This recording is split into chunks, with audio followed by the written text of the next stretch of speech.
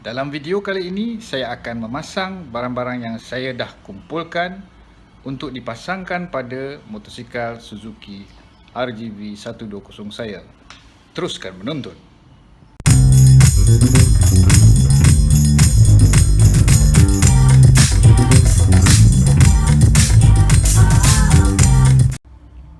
Langkah pertama saya adalah membuat bracket template untuk footrest bracket yang saya customkan untuk dipasang pada RGV saya tu lah. Bracket custom ni saya design kembali berdasarkan pada bracket yang melindungi kaki itulah, yang macam ada telinga tu. Saya cuma dapatkan point untuk ikat bracket tu pada frame motosikal tu lah. Saya memilih complete set footrest bracket daripada motosikal Yamaha FZ150 sebab footrest letak kaki tu paling rapat dengan enjin, bukannya jauh ke belakang.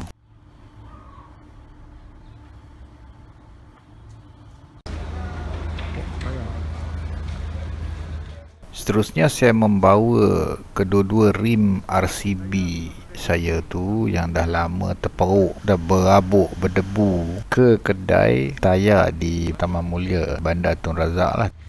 Nama kedai tu Port Tayar. Kedai tayar tu kecil je, khas untuk motosikal, layanan pun bagus. Okey.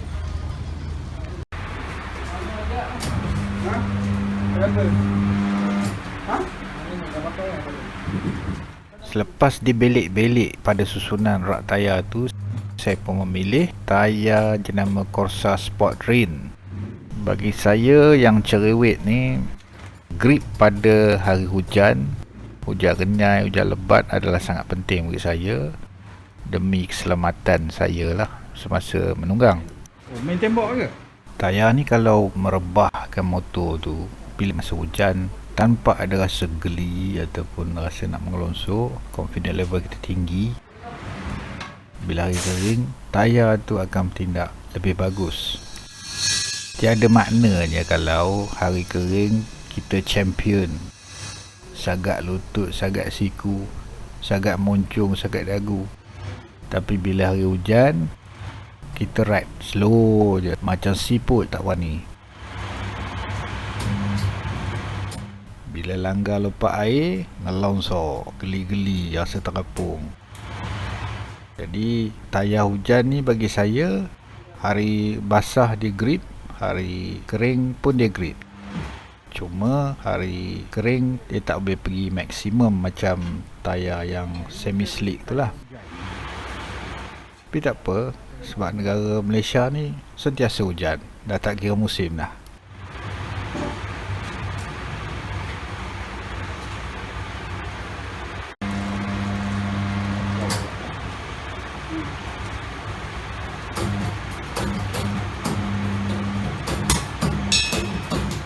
Untuk tayar tubeless, tayar yang tanpa tiub, mereka menggunakan teknik bead seater, menggunakan tekanan angin daripada tangki portable. Tangki itu dipenuhkan dengan udara termampat atau compressed air, dan mereka letakkan muncung yang warna hitam tu pada rim motosikal sambil mengepam, dan sambil itu mereka melepaskan tenaga tekanan udara supaya rim itu dipenuhi dengan udara segera. Ini mengembangkan tayar itu yang kemek sebelum ni supaya dia melekat terus pada beads, tayar beads ataupun bead rim. Kalau bahasa Melayunya manik lah. Cara ini lebih praktikal dan selamat jika dibandingkan cara menggunakan bahan mudah terbakar seperti gas butane ataupun gas lighter ataupun alkohol, dan menggunakan api untuk dia menyedut udara masuk ke dalam tu dan mengembangkan tayar yang kempis tadi. Cara ni lebih selamat lah. Dah ketat dia punya valve kan? Ya, ketat dah belah.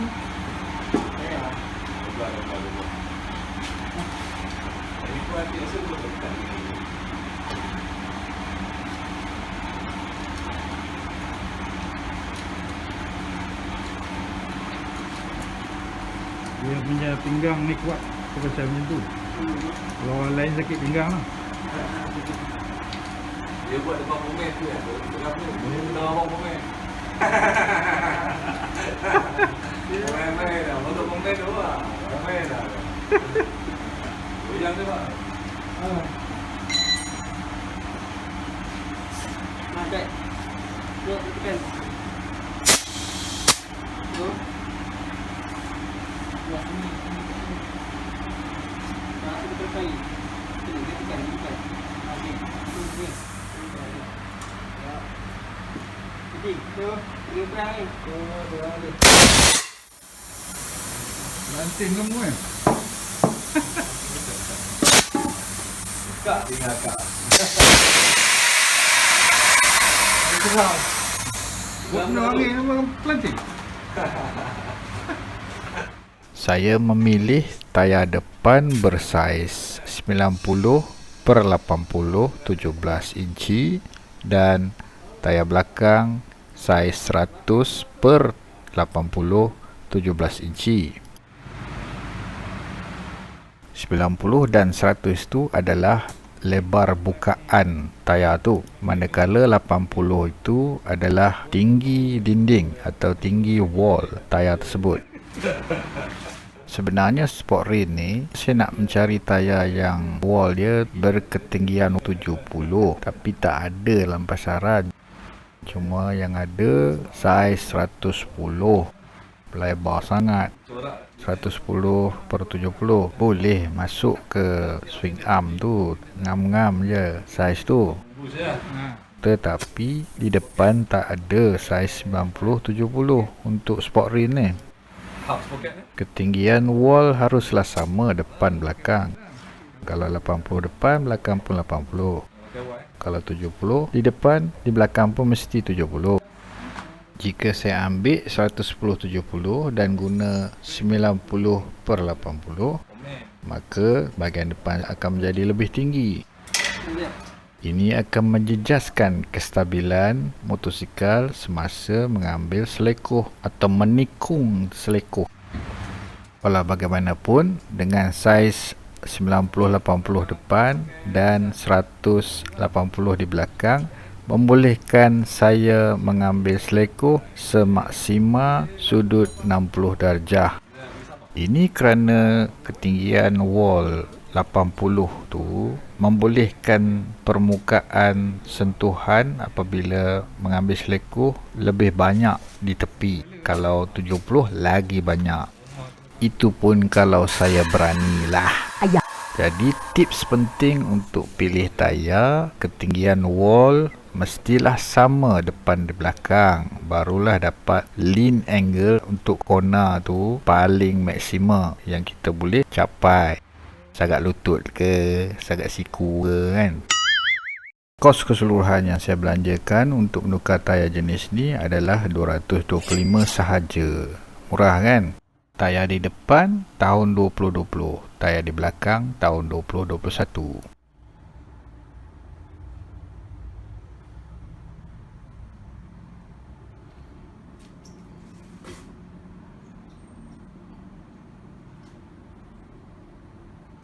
Itu saja video kali ini, sesi tukar tayar. Untuk video seterusnya, kita akan lihat bagaimana untuk memasang rim tu, rim RCB daripada Y15 minit masuk ke dalam RGB saya, dan juga pemasangan distrik belakang. Kita tengok macam mana jadi rupanya, adakah buruk, makapu ataupun A. Kemudian saya akan teruskan upgrade untuk setting sprocket untuk membawa rim yang berat ni. Manalah tahu, kita jumpa kat mana-mana nanti kan. Bolehlah juga saya sampai ke tempat yang jauh. Okey, kita jumpa lagi. cari apa yang kita nak sebenarnya pada motosikal kita. Saya respect anda semua. Semoga kita jumpa lagi. Assalamualaikum.